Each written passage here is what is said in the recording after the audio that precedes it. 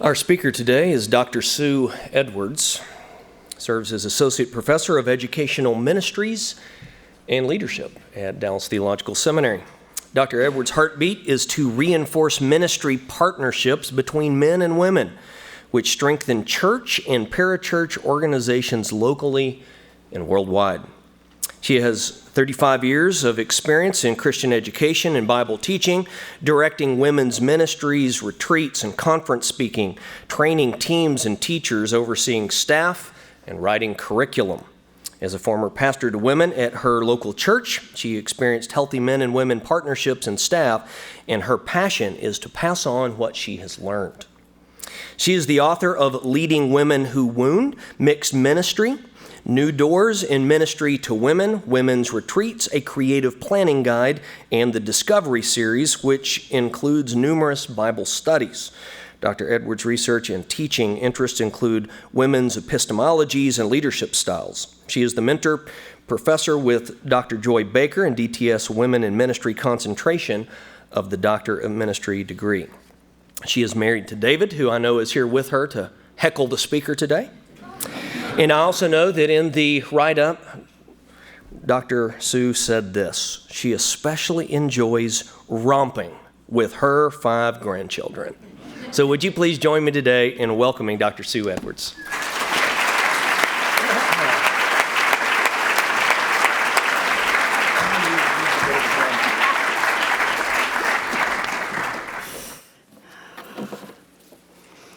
Well, good morning. It is wonderful to be with you. Admiral William McRaven is the 9th commander of the U.S. Naval Special Operations. And last May, he delivered a rousing and memorable graduation address at University of Texas. And he challenged the graduates there that one person can change the world for the better. And he used his Naval SEAL training to teach them 10 life lessons. Well, I was reading the transcript of his commencement address in the Wall Street Journal, and all the way through it, I thought about you. Because you are investing time, money, blood, sweat. At this time in the semester, sometimes tears, as you work through your ministry challenges. And you are doing this because you believe that God has called you to be part of His first-line forces for Jesus Christ. Spiritual soldiers on the front lines. Now, SEAL training needs to be rigorous because SEAL life is rigorous. And ministry training needs to be rigorous because ministry life is demanding. Just like the military, ministry is not for sissies. We are here to train you for more than just biblical and theological head knowledge. You are here to train as a whole person, to go into ministry life and face well both the joys, of which there are many, and the demands, of which there are many as well. Well, SEAL training begins in Coronado, California. It's 6 months of long, torturous runs in the sand, midnight swims off San Diego Bay, obstacle courses, unending calisthenics, days without sleep, and always being cold, wet, and miserable.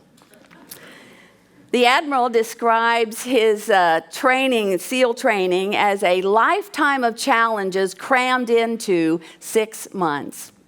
I think probably your seminary training you might think of as a lifetime of challenges crammed into 2, 4, 6, however many years it takes you to get through it. We do spread the stress out a little more, and I think we give you more encouragement than the SEALs get in their training. But both military training and SEAL training and ministry training do need to be demanding. It's something that prepares you for an exciting future, but again, there are challenges. So this morning I'm going to talk to you about the 10 lessons that the Admiral raised with his audience in this commencement address, but I have tweaked them for you, for seminary students. And my prayer is that they will help you, especially at this time in the semester. Every morning, number one, every morning in SEAL training, instructors come into the barracks to inspect your bed. And if you did it right, the corners are square, the covers are taut, there is a pillow at the base of the headboard, and there is a blanket neatly folded at the end of the rack. That's bed in Navy talk. I know that because I'm a Coast Guard brat. My father was in the Coast Guard for 30 years. And it seems like a rather mundane task. I mean, doesn't it? And yet, SEALs are required to make their beds to perfection. And when you think about it, it does seem a little ridiculous. I mean, here they are training to be hardened battle SEALs, great leaders. But McRaven insists that the wisdom of this simple act has been proven to him many times over. And I would agree. If you make your bed well every day, you have accomplished the first task of the day. And it's going to give you a sense of pride, a sense of encouragement that will lead to your doing the next task well, and the next task well, and the next task well. And by the end of the day, that one task completed well will have turned into many tasks completed well. And making your bed reinforces the truth that little things in life matter. And if you can't do the little things well, you won't do the big things well. In addition, if by chance you have a miserable day, you come home to a bed that is made, which may give you some encouragement that the next day will be a little better. So, if you want to change the world for Jesus, start off by making your bed. Second, during SEAL training, the students are divided up into boat crews of 7, 3 on each side and a steersman to guide the dinghy. And every day the crew meets on the shore, paddles out through the surf, and down several miles down the beach. Now in winter, the surf off San Diego can get 8 to 10 feet high. And it's exceedingly difficult to get through that surf unless everyone is paddling in sync to the stroke of the steersman. Everybody must exert equal effort. Everybody must be involved. Everybody must paddle. And SEALs learn early that you cannot change the world alone, that you need help. And it's a pride issue. We're going to need, as well as seminary graduates and seminary ministers, the friends, colleagues, the goodwill of strangers. You're going to need help from your brothers and sisters, help from your professors. More than that, we know that you are going to need the help every single stroke of the way from the Almighty. And if you don't depend desperately on God for the work He's calling you to do, you won't make it in this challenging world. We're all in this boat together, and we've got to learn to respect and work well with one another. And if we don't, we're going to end up on that desolate shore alone, far short of the wonderful destination that what could have been, what God has planned for your life. So if you want to change the world for Jesus, find someone to help you paddle. Number 3. In McRaven's SEAL class, they were divided up into 6 boat crews. He was in the boat crew with the tall guys, but there was also a boat crew they called the Munchkin Crew. All the guys in that crew were 5'5" or under. It was composed of an American Indian, an African American, a Polish American, a Greek American, an Italian American, and 2 tough kids from the Midwest. They out-paddled, out-swam, and outran all the other boat crews.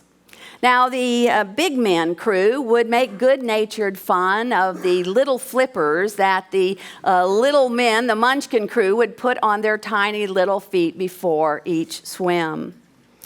But somehow those guys always got the last laugh, because they always arrived at their destination long before anybody else. The Admiral says SEAL training was a great equalizer, and seminary training is as well. What matters isn't your color or your ethnic background or your social status or how cool or how smart or even how gifted and talented you are. God typically uses the little people to do his work, to declare his great name. So often, he gets more of the credit that way. So if you want to change the world for Jesus, measure people by the size of their heart and not the size of their flippers. Number 4, several times a week, they would all line up for uniform inspection, which was exceptionally thorough. I mean, your hat had to be starched, your uniform pressed perfectly, no smudges on your belt buckle. But it seemed like no matter how much effort you put into starching your hat or pressing your uniform or shining your belt buckle, they always found something wrong. And for failing uniform inspection, you would be ordered to go fully clothed out into the surf, wet from head to toe, come back onto the sand, and roll around until you were covered, every part of your body, with sand. And the effect was known as a sugar cookie. And you stayed in that uniform the rest of the day, cold and wet and sandy. And many students, no matter what happened, they just couldn't accept the fact that all their work on their uniform it was not appreciated. And the Admiral said that those were the students that didn't make it, because they didn't understand the purpose of the drill. You see, you're never going to succeed perfectly. You're not going to have a perfect uniform. You're not going to have a perfect ministry. Sometimes, no matter how well you prepare, how much you depend on God, whatever you do, sometimes things just fall apart. That's the way of the world. But I have found that God so often trains us more through our failures than through our successes. So if you want to change the world for Jesus, get over being a sugar cookie and just move forward. Number 5, in SEAL training every day, you're challenged with multiple physical events. Long runs, long swims, obstacle courses, hours of calisthenics, all to test your endurance. And every one of these trials has a particular standard or time that you need to meet. And if you fail to meet that standard, your name is posted on a list. And those on that list at the end of the day are invited to what is known as a circus. A circus is 2 hours of additional training designed to wear you down. And nobody wants a circus, because a circus means for that day you just didn't measure up. It may well mean more fatigue in the future and another circus the next day. During SEAL training, though, everyone sometime made that circus list. Yet, he says something interesting happened to those who were constantly on the list. Over time, those who did 2 hours of extra calisthenics got stronger and stronger, and the pain of the circuses built this inner strength and resiliency, and they ended up looking something like this. Now, don't you wish that spiritual strength showed on the outside the way physical strength does? I sure do, but God sees it. Maybe to God, you and I look like that. But the bottom line is that ministry is filled with circuses. You will fail. You may well fail often. It may well be painful and discouraging. At times, it will test you to your very core. But it's been my experience that so often, the very thing that we go through that strengthens us is just what we need around the corner to meet the challenge that God knows we are going to have to face. So if you want to change the world for Jesus, don't be afraid of the circuses. They so often are for our benefit. Number 6, twice a week, trainees are required to run an obstacle course. 25 obstacles, the worst of which, the most challenging, is called the Slide for Life. Now, the Slide for Life is a 3-level tall tower on one side with a 200-foot rope in between to go that attaches to a lower level on the other. And the idea is you climb up, you grab the rope, and you come down hand over hand till you get to the other end. And when the Admiral's class got there, no one had broken that record for many years, for a long, long time, until one of the trainees in his class decided to go down the rope head first. Instead of swinging his body underneath and inching his way down, he bravely mounted the top of the rope and thrust himself forward. Now, it was a dangerous move. It seemed foolish. It was fraught with risk. But without hesitation, he slid down that rope at breakneck speed. He landed at the bottom faster than anybody else. It took half the time, and by the end, he had broken the record. If you want to change the world for Jesus, sometimes you have to slide down the obstacle head first.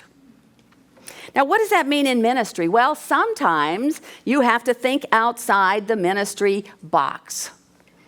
You'll be the ones, those of you who create new methods, new ministries for new generations.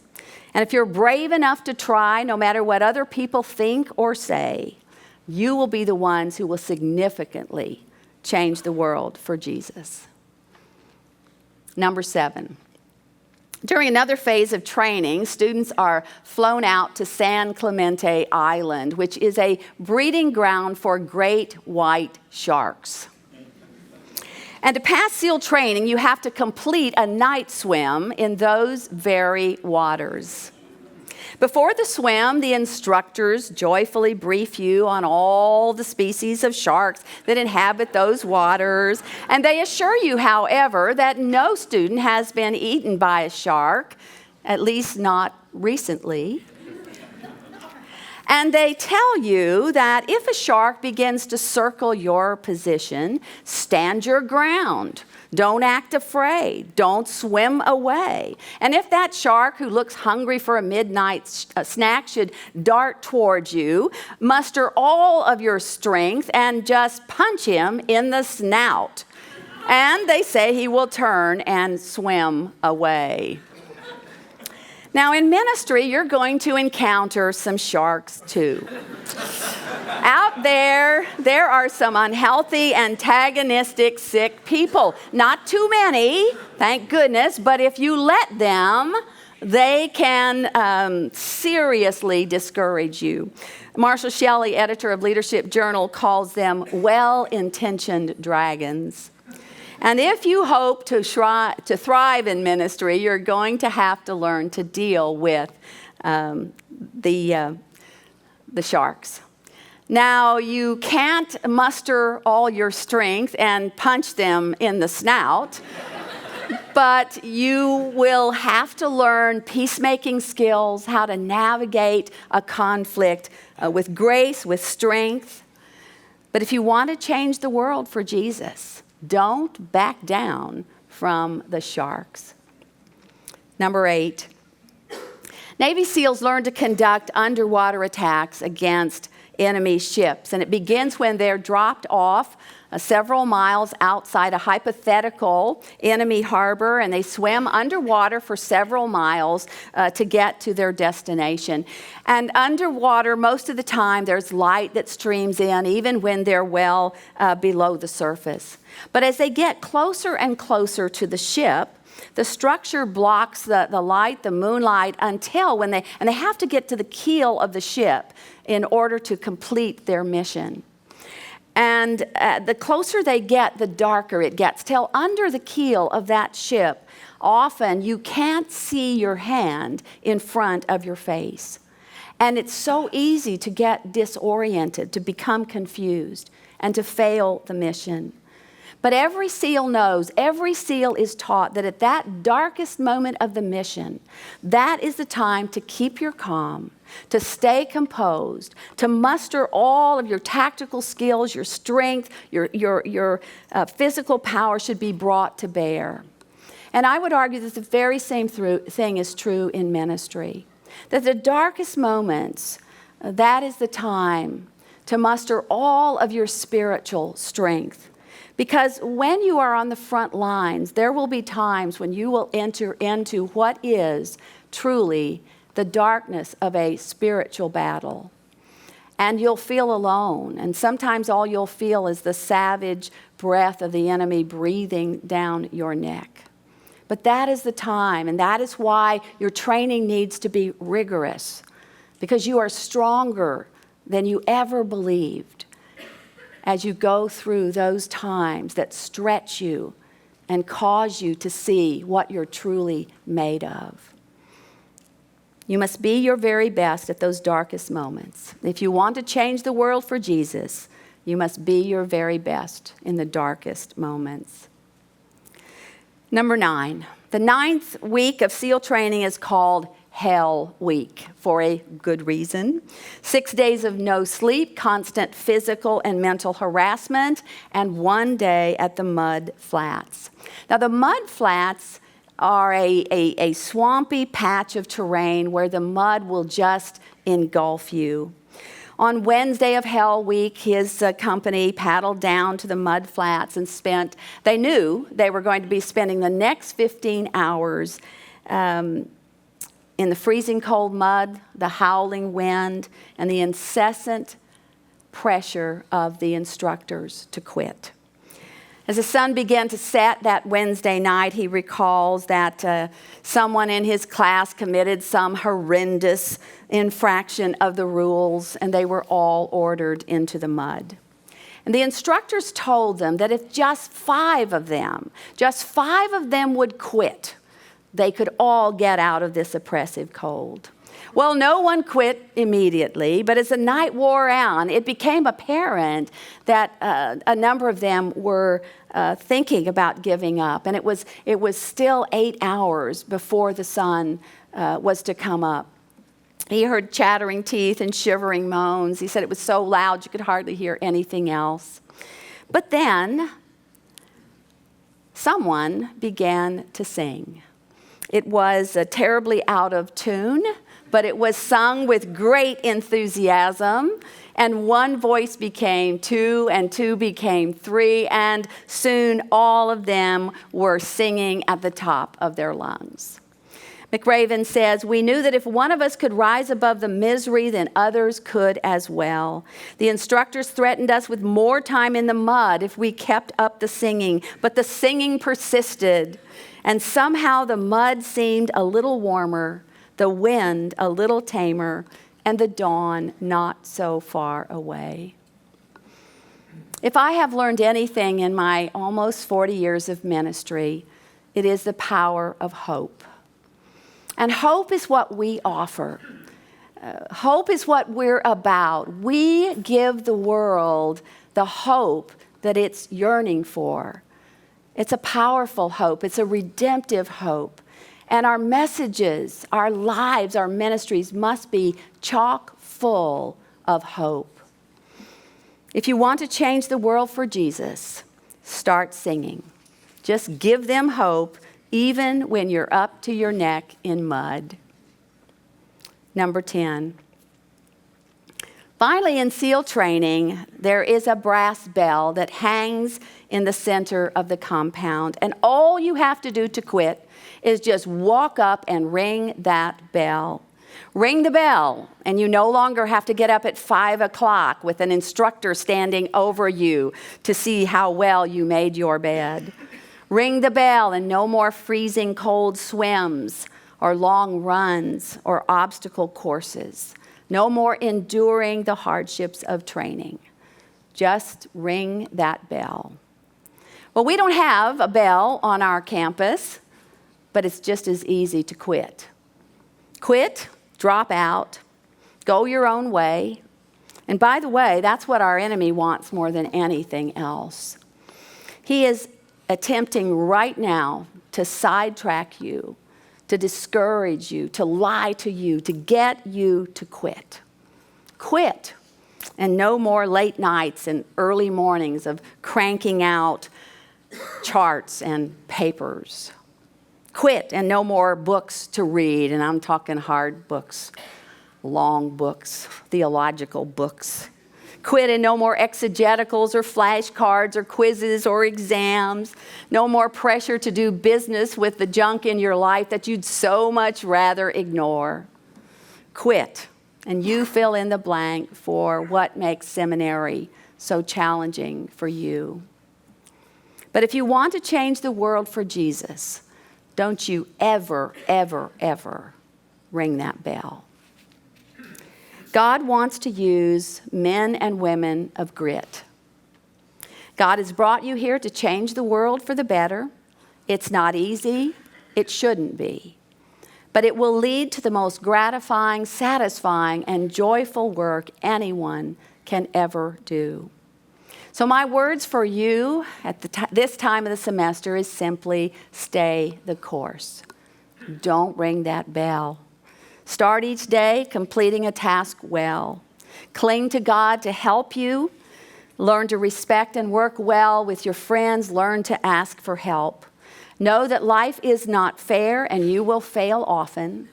But if you take some risks, if you step up when times are tough, you face down the bullies and lift up the downtrodden, and you never, ever give up, you will live the life that God has planned for you. We'll do that together in His service for His glory. And it's worth far more than any price you're paying today. So don't even go near that bell. Let's pray. Father, I lift up before you my brothers and my sisters, those chosen men and women that indeed you have brought here to train for a ministry that will change the world for you. And Lord, it is rigorous and it is challenging. And we know that it needs to be because it's preparing us for what you have for us out there. Help us to lean on you, to persevere, to move forward. Help us never to go near that bell. For your glory, we ask it. Amen.